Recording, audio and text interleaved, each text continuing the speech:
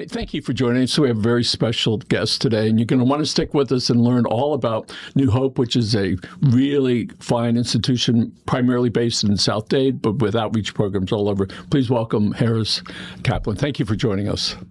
Thank you very much for having me today. So, Harris, tell us a little bit about, we can start about New Hope, what it does, and your involvement with New Hope. Yeah, so, I want to start by just sharing the mission of New Hope and then going into our founder a little bit, because I feel like it's important to lay the foundation of what New Hope does.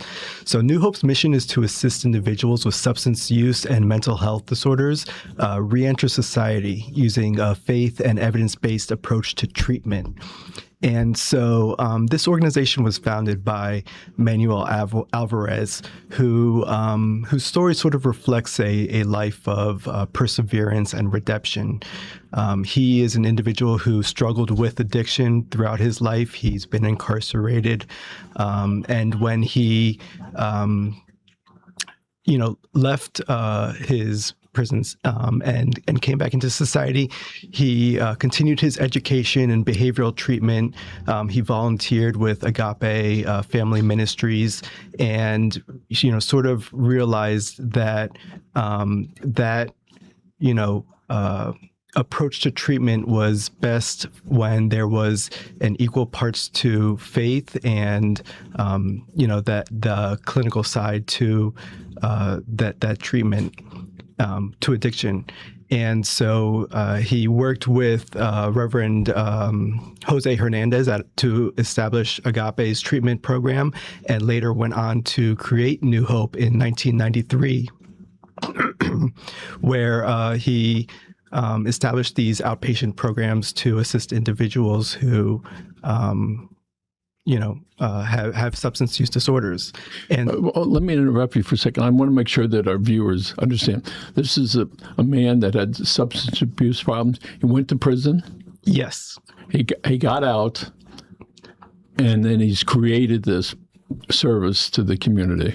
Yes, he got out, continued his education in this field, gave back to the community first before, establishing a more structured program to help these individuals. So when there's somebody right now that's out there and they think they're at their lowest point ever, they do need hope.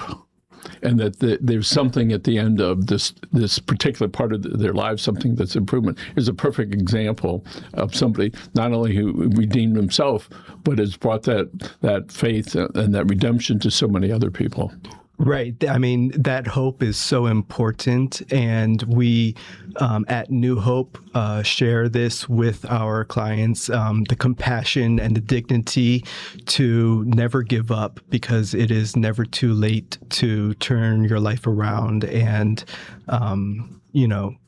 become part of society. So let's talk about the services that you have and how somebody could wind up or access that or find some journey, some way to get the services that are offered by New Hope.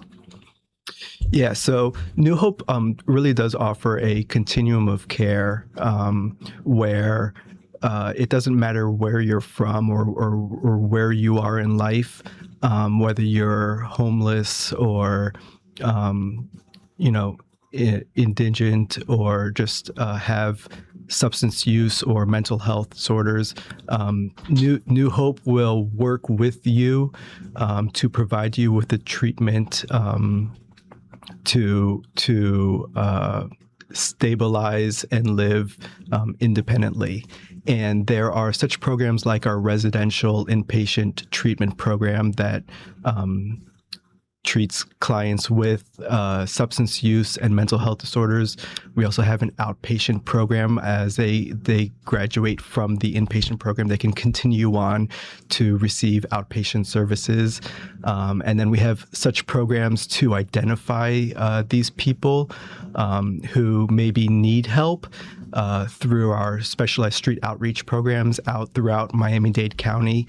We have an outreach team who goes out and identifies individuals through the homeless report system to engage them and help them get off the street, whether to our treatment program or into an emergency shelter. So most of the time what people are exposed to is people that are out on the street, that are at the street corner. And so that's most of our exposure to that. It is most of our exposure as a community, but I will say that a lot of our people who come into our programs come from referral sources like hospitals, like jails. They get referred to us because they're already engaged in other types of systems. And instead of getting returned back to the streets where they came from, they get referred to us so that they can continue their treatment and changing sort of their habits. When you look at people that are having, without regard to their financial status or their housing status, if they're in a hospital for a medical issue, and you go, so the nurse, whoever's got them in a cart, in a wheelchair, okay, see you later. It's like, who's going to take care of these people? And for the people that have folks that are going to take care of them, what we want people to think about is, what about these folks that don't have that kind of support? And so from what I understand, in the hospital, they don't just want to release them out into the wild like they're a bird and they're just going to fly away. So if some of these folks wind up in the hospital, somebody's going to sit down with them, a social worker type of person, and to be able to help them figure out what their next step is. Tell us about the trauma that's involved for the person that's out in the street to wind up getting into a facility like yours, or that they go from a hospital to a facility like yours. For the most part, what do they go through? Yeah, so, there's many different reasons why someone may end up in the hospital or in one of our treatment programs. But usually, it is through, them experiencing a very low point in their life, whether they get involved in the criminal system, or they find or get admitted into a hospital where they overdosed or something that they couldn't take care of themselves in the street.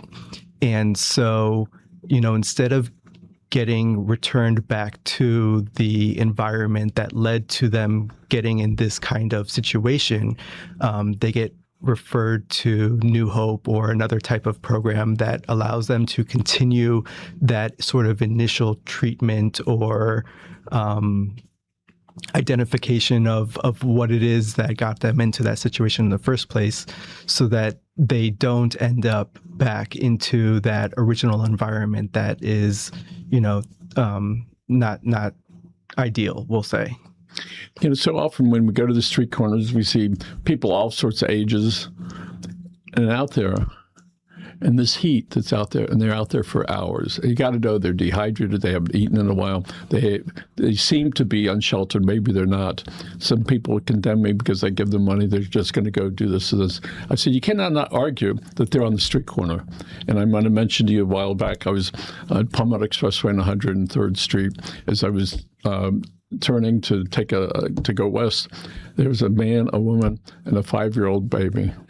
And the baby's laying in the grass. Couldn't be 10 feet from my front left wheel. What trauma that family's going to. And people say, how could you do that? I said, because they got to feed this baby that's right there. And so everybody tries to do their best with what they can. And what I urge people to do, make a donation to a place that works for you. And whether it's your organization, or they can go online and find their favorite one, because there's so much money in Miami-Dade County now. And when people donate money, whether it's $10 or $100 or $1,000, or nowadays many millions of dollars are being allocated, it's well spent. And one of your jobs, it's called the developmental director, but you help raise money to keep these services. Tell us what that's like for you, and how you make a presentation to the people that are wealthy that can make big donations. Yeah, well, our work is so important. We are helping thousands of people every year in very difficult situations, whether it's with their substance use addictions or their mental health disorders or being homeless in the street. These are all programs that we have that are helping these individuals change their situation and trying to get back on track. And we do receive a lot of funding from various agencies and organizations, but it's never enough, and we can always do more to help these people. Currently at our residential treatment center, there is a constant wait list for individuals to enter the program. And there's a wait list because we get referrals from all different sources, including the hospitals, the jails, the community. We have people who know of New Hope who come in from referrals from their family. And this constant wait list creates a recidivism or a continuing use of high cost resources, where there's a constant cycle of these individuals going back into the criminal system or going back into the emergency rooms because they can't get the treatment that they need. And so, with the support of the community, we can create more opportunities for people to have access to our programs through the construction of a new residential treatment facility. So you have the in-house, what do you call it, in-house treatment? Yes, it's a residential treatment. Yeah, because they live there. The program is a minimum of a 90-day program where they live there for 90 days and get 24/7 treatment. And what's the next step for them? Usually, the next step would be transitioning to our outpatient program, where they can continue to work with their case manager. They'll get assigned a new outpatient therapist and a peer to continue with their treatment program. And so it'll be a sort of a natural transition from living, in this inpatient program where they're getting constant supervision and engagement, into a more out, in the outpatient where they're living independently and using everything that they've learned to live on their own. So the after the crisis, if you will, right? There's this long-term or this care that is that you must have. All right. And I'm sure some folks go, no, I just need that. Well, it'd be like, I went to the gym, I got fit, so I never have to go back again. I think it's a perfect example. There's a facility, I think I'm trying to describe it. It's a 12-step program just down the street from here. And the other night I was leaving, there were at least 85 cars that were there. I don't know if that's a regular night or whether it was a medallion night where people get recognized for their sobriety, if you will. But when I'm realizing, they do over 100 meetings a month. This mental drug abuse where you're trying to get better, this is a significant challenge for the people of Miami-Dade County, especially for the ones that are unaware of it, because it's their family or next door or their classmate. If there's some statistics that you could share with us so people understand that when the work that you do is pretty darn important, because when they get better, they get to be productive, and if they don't recover, it's a burden, if you will, an expense for all of us. So if you have any numbers as far as what Miami-Dade County is doing to try to help these people, would you share that with us? Yeah, so you're really putting me on the spot here. I don't have any numbers with me, but I will say that there is a high need for treatment to these individuals Right down the street, there is that, program. It's actually the New Hope Recovery Center. I thought with the Unity Hall. It's like I've heard that name for the last couple of years. And they do host, 12-step programs and all sorts of recovery programs. And I think, the fact there that you mentioned, that you touched on, is that everybody knows somebody who has been touched with substance use or addiction, or mental health. And so, I would ask people to be aware of the people around you, because you don't know what they're going through.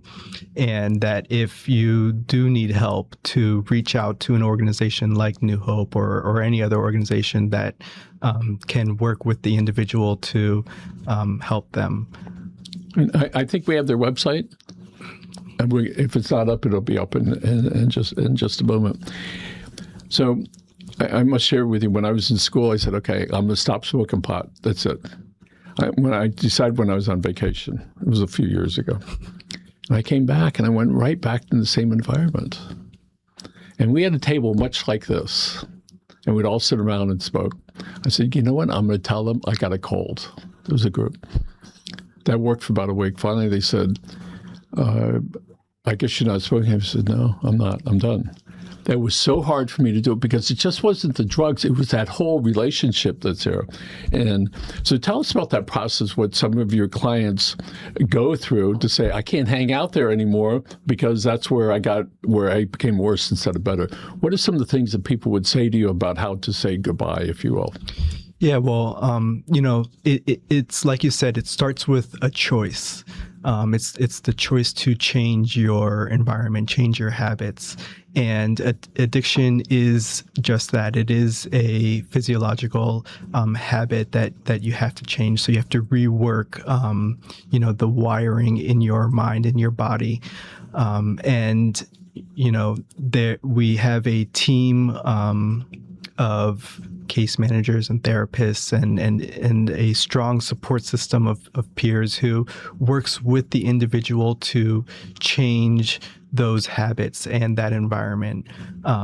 Depending on what your situation is, there are different lengths as to what it is that you may have to do, but the idea is that we would work with you to change what it is. Are those triggering sort of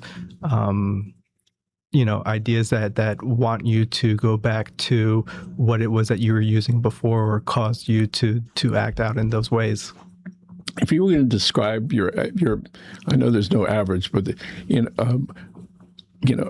male, female, the age. Can you describe some of that for us? Yeah, well, it's not really, one population over another. There are a large number of individuals, men, women, excuse me, adults, even kids.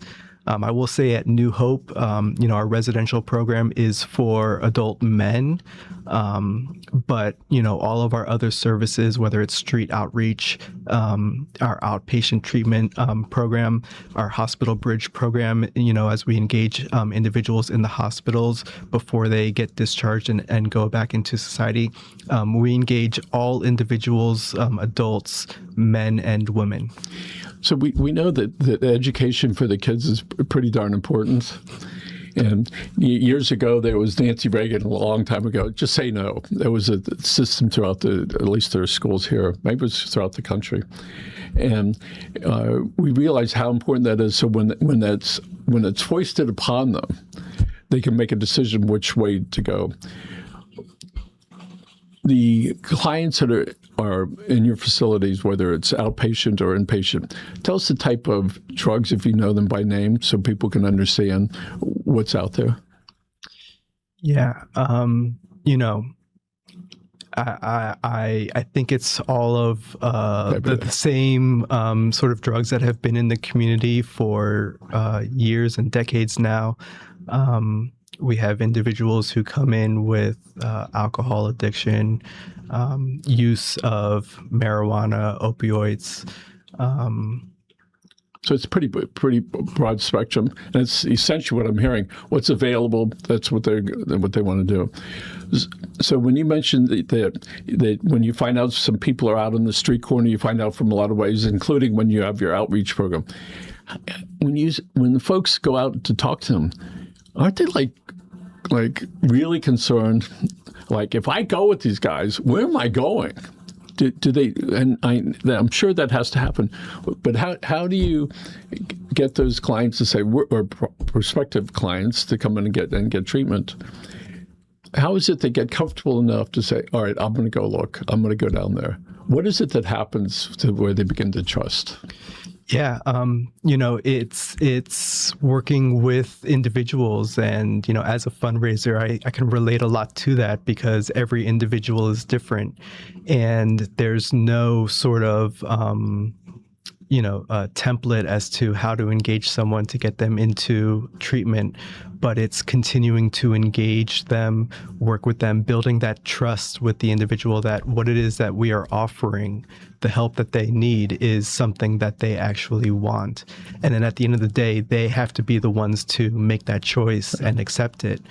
A lot of the people that we work with are uninsured, indigent individual, chronically homeless.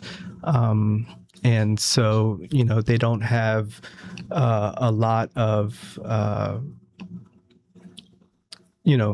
other things go, where they can, maybe make this choice, to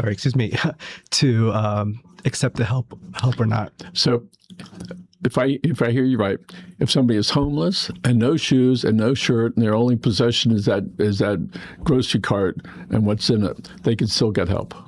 Absolutely. Right. And you'd be surprised the amount of stuff that a homeless person could have, even if they have 5 huge shopping carts worth of stuff, they can get help too. And so often people say, why do they carry that? It's because that's their thing. That's their condo. That's everything. I say, can you just imagine them walking around not leaning on anything, but they have something. And we know so often they have to give up that something to start brand new. So you really do wonderful work there. We hear lots of good things about New Hope and throughout Miami-Dade County, there are dozens of great non-for-profits that do work like this and other work. Glad to see that there's an emergency number. Somebody's having a crisis. Do you happen to remember the number? So they can reach out to our main telephone line at 786-243-1003, and they will talk with a representative who can connect you with the help that you need. Good.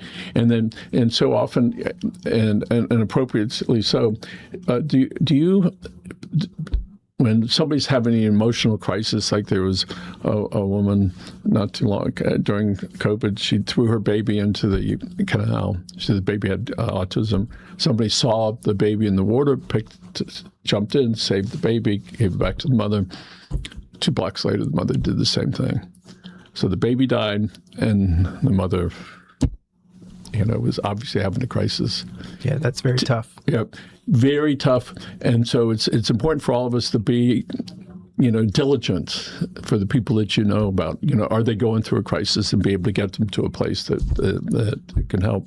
We know the county finally funded the mental health facility. I forget the name of it. Of the counties, someone is either received. Was that you guys? No. But they got a contract to be able to help. It's 80 beds or small enough, but it says really that the county's like paying more attention, and that's really what we want the county to do. Okay. Are you talking about the Hideaway Bay, the hotel down in Cutler Bay that was converted into? No, but we could. Okay. Let's talk about that. It's in your neighborhood. Ron Book was involved with that. The town of Cutler Bay was fighting that thing like for crazy. All right, they didn't want it there, but something was worked out. Tell us about the type of patients, clients that go into that facility. Yeah, so Hideaway Bay was formerly a La Quinta hotel in Cutler Bay that was purchased by the Homeless Trust of Miami-Dade County, and through a rigorous process, New Hope was selected to manage that property. There you go. Yep, where we provide the management for the individuals who move in as a permanent residence to Hideaway Bay. These are individuals who are seniors, age 55 and above, who were chronically homeless. That means that they were homeless for a significant part of at least 5 years. And now they moved into Hideaway Bay, where they live and have access to all the normal environments that an individual would have. That's right off of right on Caribbean, right before US 1 on the north side. And congratulations to the county and to the Homeless Trust and for New Hope for being able to, to do that. And a great use of that. I'm glad there's some things that are down south. Pretty soon it won't be so far down south. It'll be more of the middle of that. Do you have any other work that's being done to provide more services in the South Dade and Homestead area? Yeah, so I just want to highlight two of our newer programs. One, I think I mentioned briefly, but that is our Hospital Bridge program, where we work with a lot of the hospitals and universities in Miami-Dade County to engage the patient before they are discharged. So normally where they would get a referral to us, we are now starting to work with that individual in the hospital system so that they don't return back to that environment where they that led them to the situation in the first place, and we can get them to an area that can continue their treatment or into a shelter so that they don't have to return to the street. And the other program is our PATH program, which is a project for transition from homelessness, project for the assistance in transition from homelessness, where we work with individuals to provide them with direct housing for serious mental illness individuals. And this all started years ago by somebody that was in prison for whatever his crimes were. How long ago? It started that way, and over several years now, especially in recent years, we've continued to expand these programs because we are seen as a leader in the behavioral health industry. We continue to receive these contracts to expand our programs and continue offering help throughout to individuals throughout Miami-Dade County. That's wonderful. And I know you've been waiting for this, but each of us have had people in their lives that have helped them get wherever they are. And this is your opportunity if you'd like to thank them. All right. There's a camera right over there. And then if you want to mention by name, great. If they're alive, great. If they're not, go for it. Thank you. Well, I just do want to thank my family for always being the support system that have led me to where I am today, as well as my mentors throughout my professional career. And of course, everyone at New Hope who has supported me in this new role and working together to help all these and support these individuals throughout Miami-Dade. I just want to say thank you. Wonderful. And we're going to wrap it up here. Let's look at this camera right over here. The tall one and the short one. Which one? The short one. Folks, first of all, Harris, thank you very much for being here. Second, my brother Grant and I subscribe to the Disney rule, which is when you hug someone, don't stop until they do. Have a great day. Bye now.